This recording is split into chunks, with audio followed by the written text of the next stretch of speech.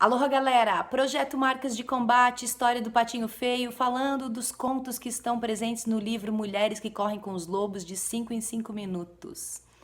Hoje eu tive que buscar uma coragem interior para falar sobre o tipo de mãe, a mãe criança e a mãe sem mãe. Ainda bem que eu tô recentemente chegando lá do meu encontro do Grupo Lobas, do Instituto IP Roxo, onde eu consigo sempre me colocar no meu lugar e assumir todas as minhas marcas de combate, porque elas fazem parte da minha história, elas são quem eu sou. E eu não preciso me envergonhar de nada disso. Se eu não tivesse passado essas marcas, eu não seria como eu sou, certo? Então, pense nisso. Mas vou compartilhar umas coisas aí. Então, eu já fui uma mãe criança. Eu fui mãe aos 17 anos e, sinceramente, uma mulher nessa tenra idade não faz a menor ideia do que é ser mãe.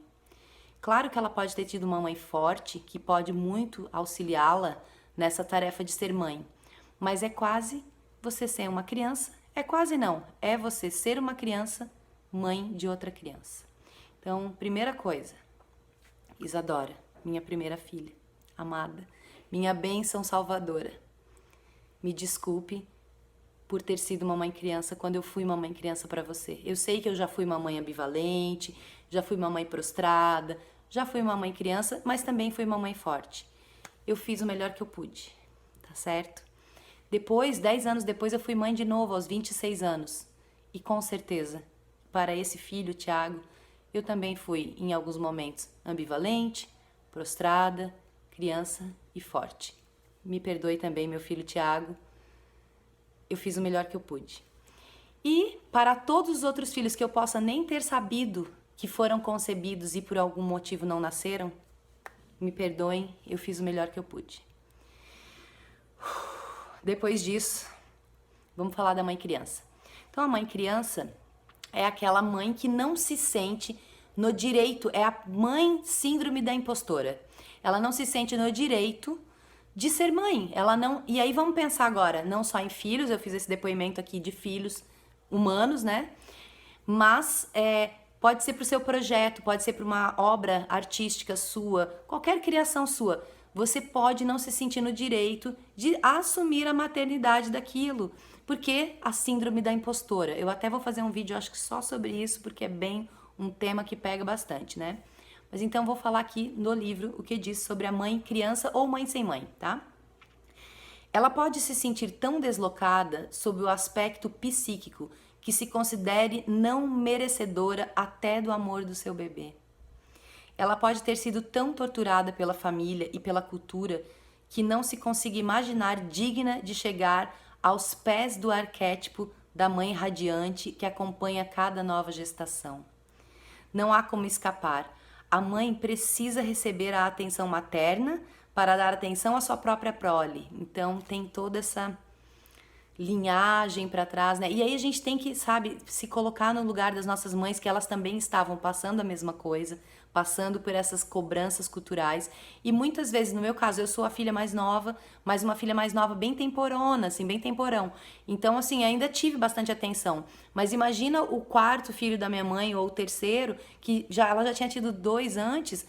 Será, né? É meio que impossível a cobrança que se faz para as mães.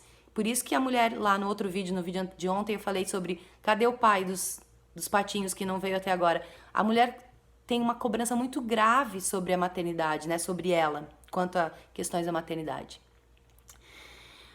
Embora a mulher tenha um vínculo físico, lógico, e espiritual inalienável com seus rebentos, no mundo instintivo da mulher selvagem, ela simplesmente não se transforma, de repente, numa mãe temporal completa por si mesma. Então, assim, não tem manual, como eu já falei também em outro vídeo, não tem manual, e a gente vai tentando fazer o que consegue, e quanto menos conectada com a nossa natureza selvagem, com nossos instintos, com o chamado da nossa alma, mais a gente tende a atender as demandas sociais e culturais para se enquadrar, para não se sentir patinho feio, e mais a gente reflete isso nos nossos filhos, projetos ou criações, certo? Eu lembro quando eu engravidei, eu tinha 16 anos, eu sempre fui uma pessoa que foi bem na escola. E tinha uma professora que eu gostava muito. e eu fiquei sabendo. Ela não falou diretamente pra mim, então eu nem posso ter certeza se a história é verdade. Mas eu lembro que ela comentou, alguém comentou comigo que ela comentou que a seguinte frase: nossa, mas ela não era tão inteligente, como é que ela foi engravidar assim? Tá vendo como que a cultura faz com a gente? Tá vendo como que se você não fizer as coisas assim... Lá no começo dos vídeos do Patinho Feio eu falei, se eu não seguir a vida à risca como disseram que deveria ser, esse tipo de comentário pode vir. E não vou dizer que aos 16 anos ou 17 você deveria ser mãe, não é isso que eu tô querendo dizer. Mas esse comentário com certeza não me agregou em nada, ele muito pelo contrário, ele me subtraiu. Então, depoimentos, né? Patinho Feio é assim, gente, tem depoimentos. Para terminar o vídeo de hoje com mais esses 2 parágrafos, falando ainda sobre a mãe sem mãe, ou mãe criança. Uma mulher com uma mãe criança interna assume a aura de uma criança que finge ser mãe. Vilca fez isso. A mulher nesse estado muitas vezes tem uma atitude indiscriminada de vivas a qualquer coisa, sabe? Parece super empolgada com seus projetos e tal, mas é só uma atitude indiscriminada. Uma espécie de atenção maternal exagerada que a leva a querer fazer e ser tudo para todos. Nossa Senhora, revelações. Ela não é capaz de orientar e apoiar seus filhos, mas como as crianças da fazenda na história do Patinho Feio, que sentem uma alegria intensa por ter um animalzinho em casa, mas não sabem cuidar direito dele, a mãe criança acaba deixando o filho maltratado e em péssimas condições. Os nossos projetos. Eu espero que eu não tenha feito isso com meus filhos, que eu tenha feito tipo um caminho assim meio que do meio. Sem que o perceba, a mãe criança tortura seu filho com diversas formas de atenção destrutiva e, em alguns casos, de falta de atenção. Ou então aquela mãe que fica em excesso, né, querendo fazer tudo pelo filho e nunca deixa o filho crescer, ou que não dá atenção. Às vezes, a mãe frágil é ela mesma um cisne criado no meio dos patos. Ela não conseguiu descobrir sua identidade verdadeira cedo o suficiente para ajudar a sua prole. Claro, depende da idade que você vai ser mãe ou que você vai fazer um primeiro projeto, aí uma primeira criação, né, da sua autoria.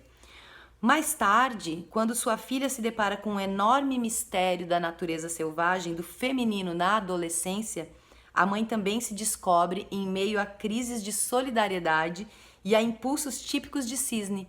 Então, às vezes, o filho, e aí eu posso dar esse depoimento total, o filho ajuda a gente a descobrir a nossa natureza selvagem se a gente não descobriu antes.